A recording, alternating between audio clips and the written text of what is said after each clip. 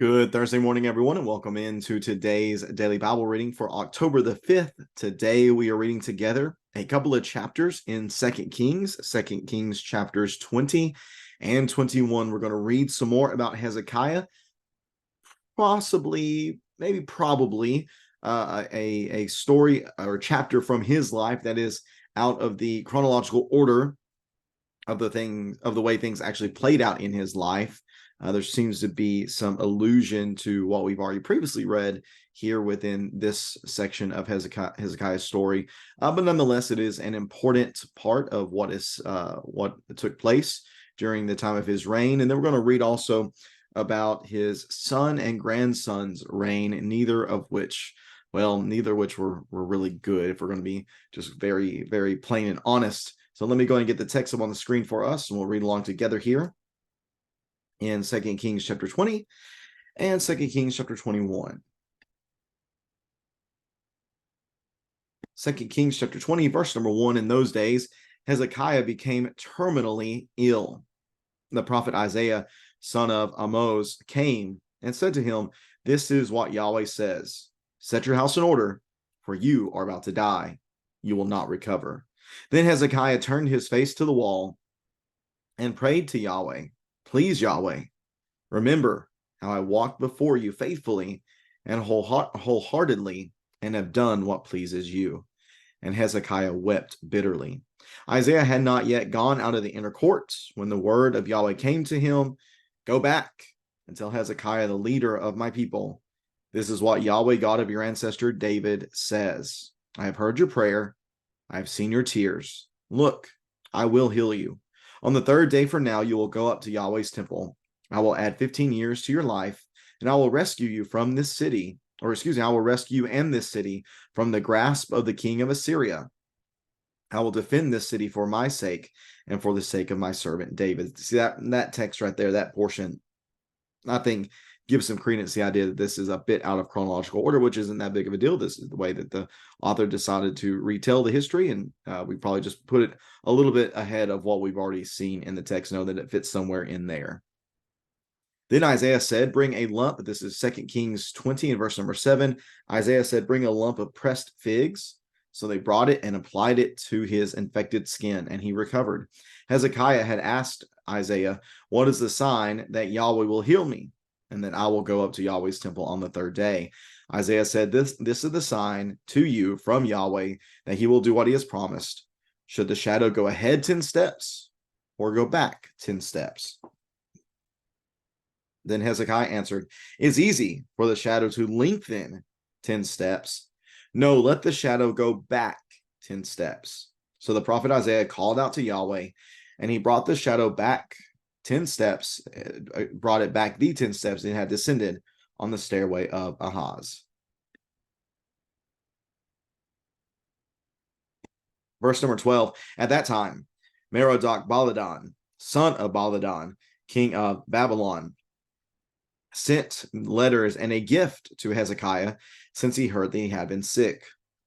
Hezekiah listened to the letters and showed the envoys his whole treasure house, the silver, the gold, the spices, and the precious oil, and his armory, and everything that was found in his treasuries. There was nothing in his palace and in all his realm that Hezekiah did not show them. Then the prophet Isaiah came to King Hezekiah and asked him, "Where did these men come from? And what did they say to you?" Hezekiah replied, "They came from a distant country, from Babylon." And Isaiah asked, "What have they seen in your palace?" Hezekiah answered, "They have seen everything in my palace. There isn't anything in my treasuries that I didn't show them." Then Isaiah said to Hezekiah, "Hear the word of Yahweh.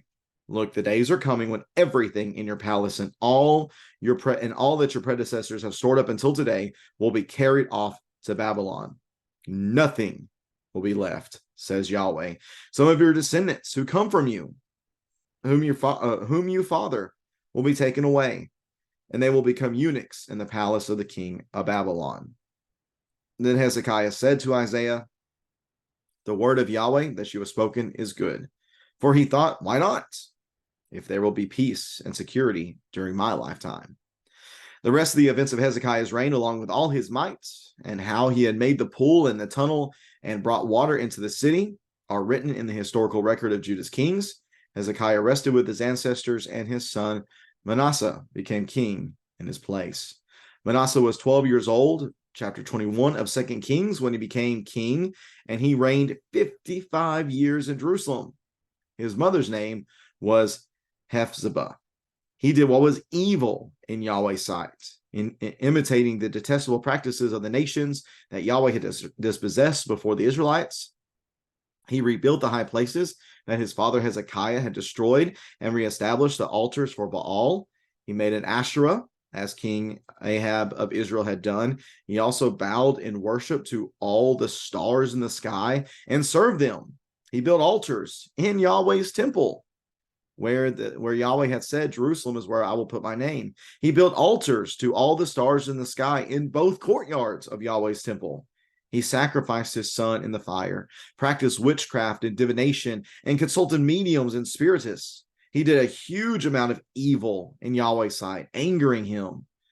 Manasseh set up the carved images of the Asherah, which he made in the temple that Yahweh had spoken about to David and his son Solomon. I will establish my name forever in this temple and in Jerusalem, which I have chosen out of all the tribes of Israel. I will never again cause the feet of the Israelites to wander from the land I gave to the Israelites, if only they will be careful to do all I have commanded them, the whole law that my servant Moses commanded them, but they did not listen. Manasseh caused them to stray, so that they did worse evil than the nations Yahweh had destroyed before the Israelites. Yahweh said through his servants, the prophets, since King Manasseh of Judah has committed all these detestable acts, worse evil than the Amorites who preceded him, and by means of his idols, has also caused Judah to sin. This is what Yahweh God of Israel says: I'm about to bring disaster on Jerusalem and Judah, that everyone who hears about it will shudder. I'm about to bring such a disaster on Jerusalem and Judah that everyone who hears about it will shudder. I will stretch out Jerusalem, the measuring line used on Samaria, and the mason's level used on the house of Ahab. I will wipe Jerusalem clean as one wipes a bowl, wiping it and turning it upside down. I will abandon the remnant of my inheritance and hand them over to their enemies. They will become plunder and spoil for all, or to all their enemies, because they have done what is evil in my sight and have angered me from the day their ancestors came out of Egypt until today. Manasseh also shed so much innocent blood that he filled Jerusalem with it from one end to another. This was in addition to his sin that he caused Judah to commit, so that they did what was evil in Yahweh's sight. The rest of the events of Manasseh's reign, along with all his accomplishments and the sin that he committed, are written in the historical record of Judah's kings. Manasseh rested with his ancestors and was buried in the garden of his own house, the garden of Uzzah. His son Amon became king in his place. Amon was 22 years old when he became king, and he reigned 2 years in Jerusalem. His mother's name was Mesholemeth, daughter of Haruz.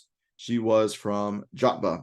He did this. Speaking of Amon, he did what was evil in Yahweh's sight, just as his father Manasseh had done. He walked in all the ways his father had walked.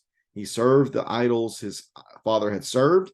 He bowed in worship to them. He abandoned Yahweh, God of his ancestors, and did not walk in the ways of Yahweh. Amon's servants conspired against him and put the king to death in his own house. The common people killed all who conspired against King Amon, and they made his son Josiah king in his place. The rest of the events of Amon's life, along with his accomplishments, are written in the historical record of Judah's kings. He was buried in his tomb in the garden of Uzzah, and his son Josiah became king in his place. And that is the reading of 2 Kings chapters 20 and 21. We begin again with what I think seems to be a story a bit out of chronological order, which is nothing. There's nothing wrong with that. No issue here. There's nothing that says all the stories have to be told exactly in a chronological order. And I don't think we see that going on here. it seems that this is prior again to the Assyria ordeal, seeing as how Hezekiah is told that he would be rescued from the city, that he and the city would be rescued from the grasp of the Assyrians in verse number 6. But the whole issue here is that Yahweh tells Hezekiah, you're about to die. And because you're about to die, you need to go ahead and set your house in order. Hezekiah would have been about 39 years old, many people believe, at this time. And as you can imagine, Hezekiah turned his face to the wall and he prays to Yahweh. And he, because it is Isaiah who actually speaks to Hezekiah, Yahweh through Hezekiah, or excuse me, Yahweh through Isaiah to Hezekiah. So Hezekiah now turns directly to Yahweh and prays to him and just asks that Yahweh remember all the good that Hezekiah had done, all the faithfulness that he has shown to him. And Hezekiah weeps bitterly. And there's a very quick response, almost an immediate response from Yahweh to Isaiah, telling him, hey, go back in there and tell Hezekiah that his prayers have been heard. He's seen that I've seen his tears, and that I am going to heal him. And then this is going to be the sign that all is going to take place. You can tell him, would you like for the shadow on the steps of Ahaz? Would you like for them to go forward or backwards? So basically, do you want me to manipulate this shadow to go forwards or to come backwards? Hezekiah thinks about it and says, well, it's going to be a bit easier for it to go forward because that's what shadows do as the day lengthens. That's the natural thing that takes place. So it would be a lot crazier if it went backwards. That would truly show Yahweh's power. That would be the more difficult thing to do. I think Yahweh can accomplish in this way. So that does end up happening. So this, along with the figs pressed upon the infection that Hezekiah had on his skin, whatever that might be, all of that resulted in him being healed. Now, unfortunately, we don't see, again, if this chapter itself is in chronological order, if the healing comes before what we have beginning verse 12, then we unfortunately do not see a great response from Hezekiah after the fact. Whenever King Merodach Baladan of Babylon sends a letter and a gift to Hezekiah, telling him, I've heard that you've been sick, and maybe talking some sort of, I don't know, maybe some sort of trying to establish some sort of alliance. Remember, Assyria is still the dominant force at this time, and Babylon and Judah would be two kingdoms that Assyria would love to just gobble up. So maybe there's something going on in the background there. Hezekiah, whenever he receives this letter, instead of glorifying God for the good things that he had done, instead of addressing and pointing the eyes of the messengers to Yahweh, he instead begins to show them all the good that he has. Look at all the goods that I have, I should say. Look at the treasures, look at the gold, the silver, the spices, the precious oils, look in the treasury, look at all these great things that I have, and be impressed. Merodach Baladan, be impressed by what I, Hezekiah of Judah, have. Well, this prompts Isaiah to once again come to Hezekiah and just kind of begins questioning, like, hey, Hezekiah, who is that over there? Which he knows. And Hezekiah tells him, and he says, well, what did you show him? He says, I showed him everything. I wanted to impress them, to show them how great I am. And Isaiah responds to this by saying, well, you did the wrong thing. Your pride, it got the best of you here, because everything that you showed them, they're going to take. At some point down the line, they're going to take it. Your descendants whom you father, they themselves are going to be taken away from here to Babylon. And Hezekiah has a pretty disappointing response to this. He thinks to himself, well, he says, the word of Yahweh that you have spoken is good. But what's really unfortunate about that is he doesn't really seem to care. In his mind, he thinks, well, if there's going to be peace during my lifetime, then sure, why not? Why not let this happen?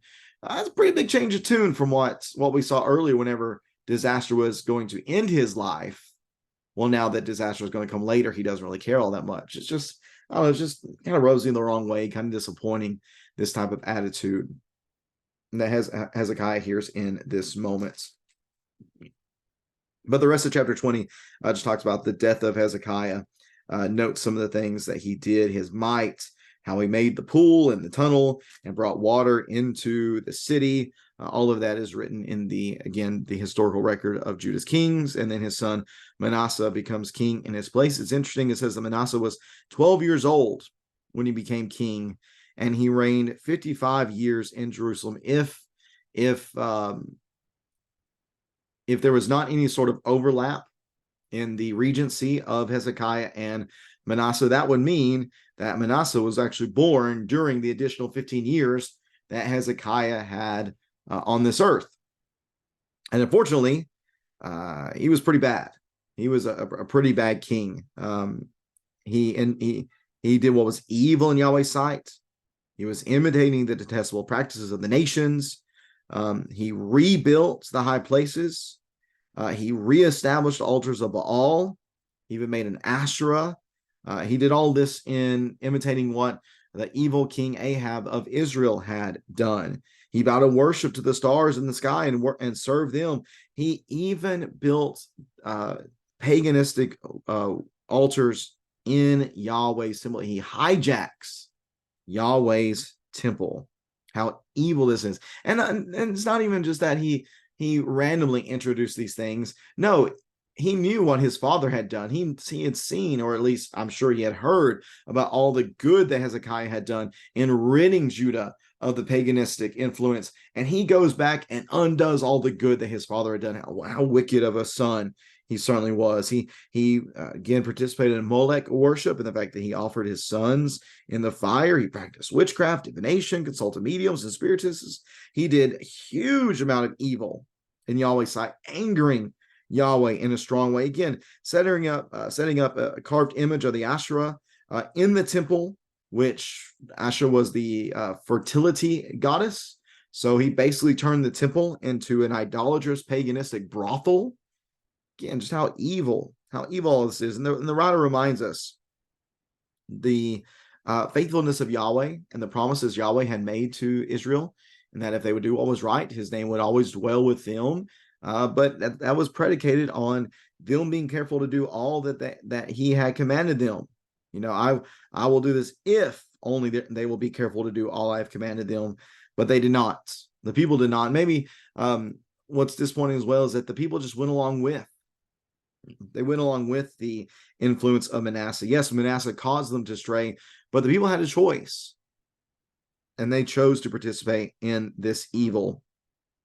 And for that, Yahweh was going to bring very strong punishment. So he sent word through the servants, his servants, the prophets. Since Manasseh's done all these things, worse even than the paganistic nations that were before him, worse than the Amorites who preceded him, all these things, then know that I'm going to bring disaster on Jerusalem and Judah, and everyone who hears about it is going to shudder. Everything that I did to Samaria to punish her for her wickedness, Jerusalem's going to receive. Everything that I did to the house of Ahab for his wickedness, your line, your lineage is going to suffer that as well. Everything that I did to them because of their idolatry, because of their paganism, because of their lack of covenant loyalty, because of their lack of covenant faithfulness, Judah, it's coming to you too. It's coming to you too, because God always judges based upon faithfulness, based upon loyalty. And it doesn't matter who you are. If you don't show that, God will hold you accountable. And that's what he is doing here. They're going to be plundered. They're going to be overtaken. And some of that was already previously spoken about through to Hezekiah because of his moment of pride there in showing off everything to the Babylonians. The text also tells us that Manasseh sheds so much innocent blood that he filled Jerusalem with it from one end to another. Of course, a big statement of hyperbole here. But some think, based on what is written in Hebrews chapter 13 and historical tradition, that Manasseh actually had Isaiah, the prophet Isaiah, sawn in two. And that was part of the innocent blood that was shed. So all this together just is leading Judah toward an end of punishment. But what's very interesting, considering the rest of the events of Manasseh's reign and considering Manasseh's life as a whole is that we're going to learn a bit more about Manasseh's story in 2 Chronicles 33. And it's going to be quite surprising considering what we've read. I'm not going to get too much into it, but just be ready to read that in 2 Chronicles 33. We're going to see at the end of Manasseh's life might have been a moment of repentance that he observed, probably very shocking to anyone who has not read this story and not considered what's written in 2 Chronicles. But for the way it's painted here, really bad dude. That's true. But we'll see in Chronicles, there's another chapter to Manasseh's story that's important for us to recognize. Well, after Manasseh passes on, his son Amon becomes king. He only reigns for 2 years as compared to Manasseh's 55. And he did what was evil as well, just as his father Manasseh had done. He walked in the ways of his father. He served the idols. He bowed down and worshipped them. He abandoned Yahweh. He did not walk in the ways of Yahweh.